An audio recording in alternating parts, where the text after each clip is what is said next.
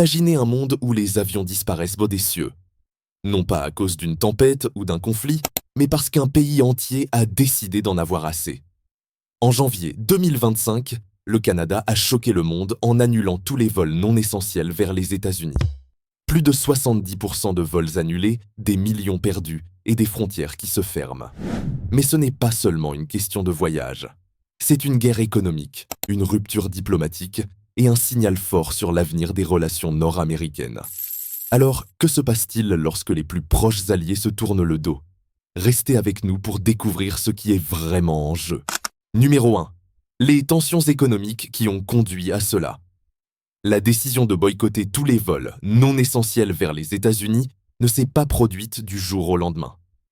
Derrière cette action spectaculaire se cache une guerre économique qui dure depuis des années, alimentée par des différends commerciaux et des décisions politiques qui ont frappé le Canada là où ça fait mal, son économie. Tout a commencé avec l'imposition de lourds tarifs par les États-Unis sur l'acier et l'aluminium canadien en 2025.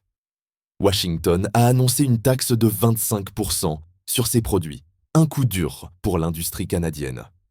La réaction à cette mesure a été immédiate. Le Canada a vu cela comme une attaque délibérée contre son économie, un geste de plus dans une série de décisions unilatérales prises par les États-Unis, en particulier concernant le commerce.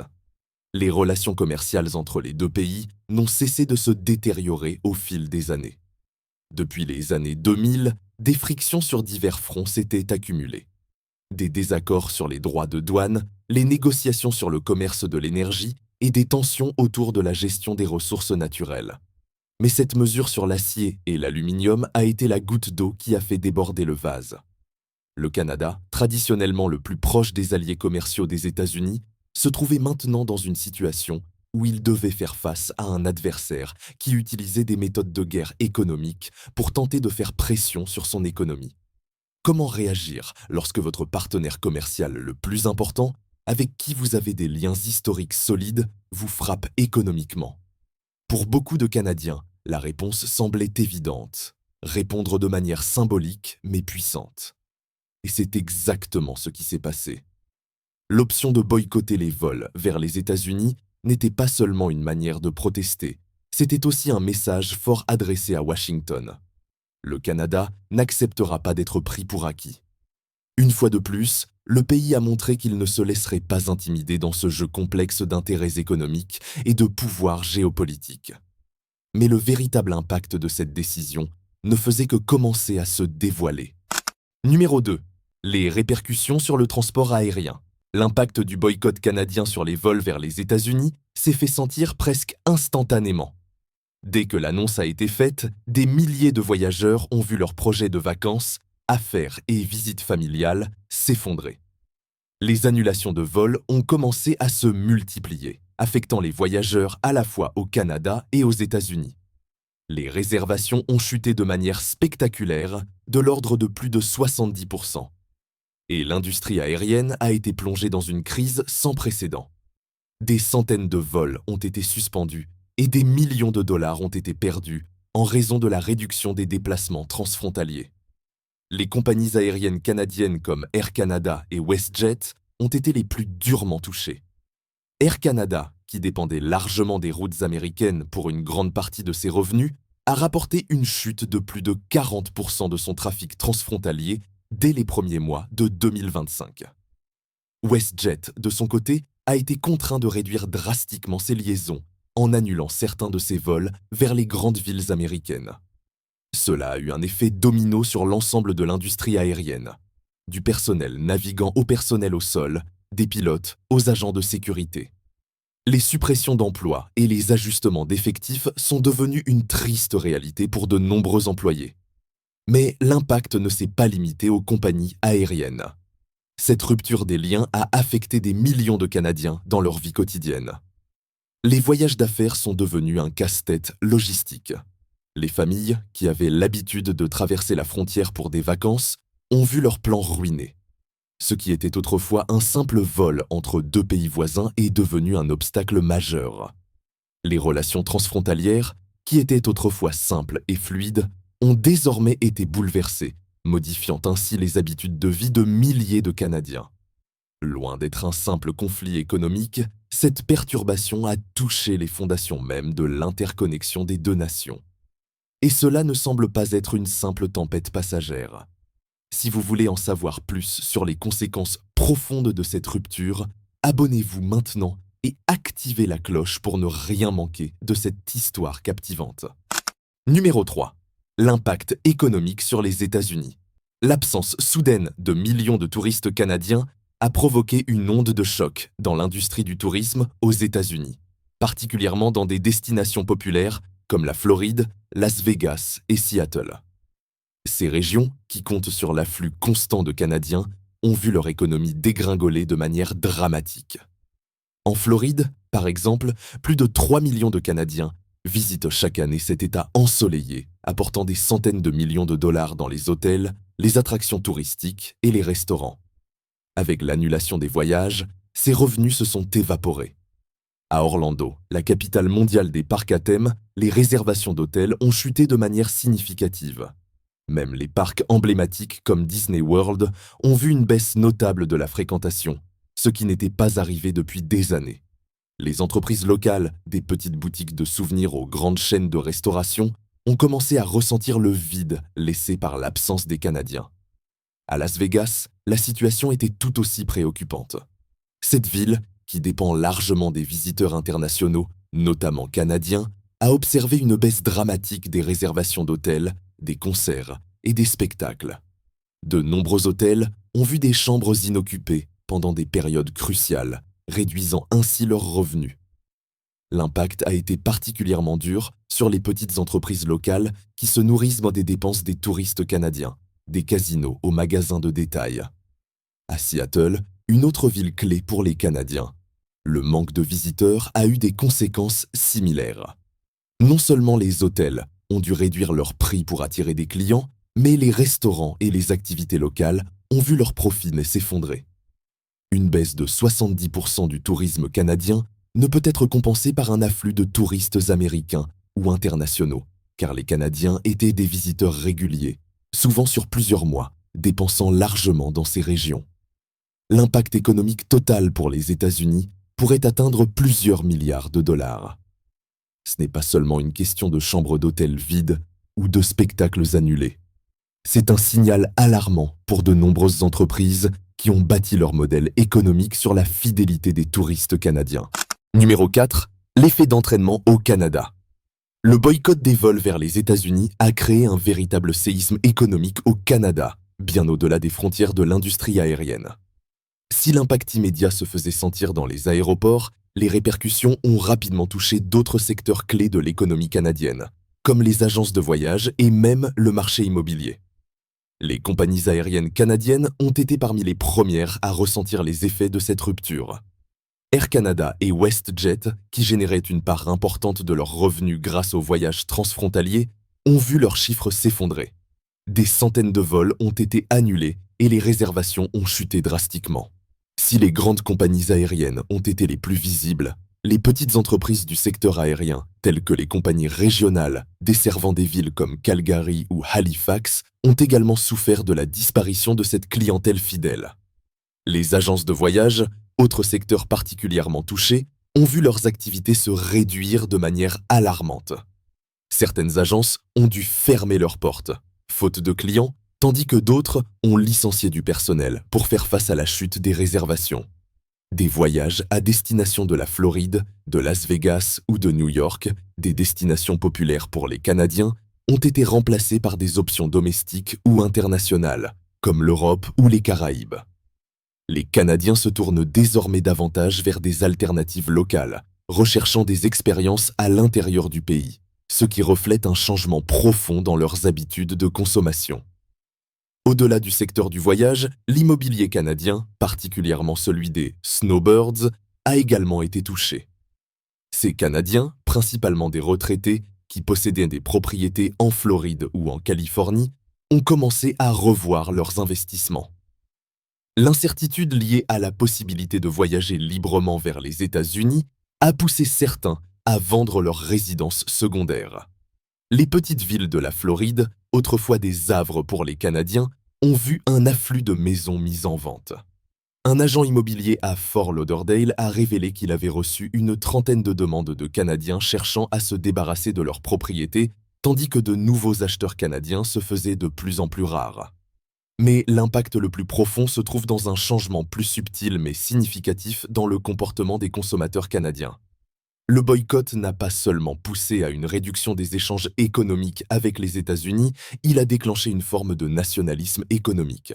Un nombre croissant de Canadiens choisissent de soutenir les produits locaux plutôt que d'acheter des biens américains. Des sondages révèlent que près de 70% des Canadiens se disent désormais prêts à payer plus cher pour des produits fabriqués au Canada. Un signe fort d'une volonté de se détacher de l'influence américaine. Les marques locales bénéficient d'un soutien croissant. Les consommateurs privilégiant des alternatives canadiennes dans des secteurs comme l'alimentation, la mode et même les produits technologiques.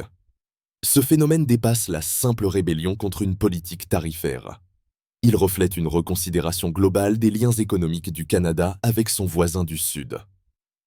De nombreux Canadiens commencent à repenser leur dépendance commerciale et culturelle envers les États-Unis, poussés par une volonté de protéger leur économie nationale et de renforcer leurs valeurs locales. Cette évolution pourrait bien marquer un tournant dans la manière dont le Canada interagit avec les États-Unis à long terme. Et l'on peut se demander si ce changement durable affectera les relations économiques de façon permanente. Numéro 5. Effondrement diplomatique. Les tensions s'intensifient. Les conséquences diplomatiques du boycott canadien ne se sont pas faites attendre.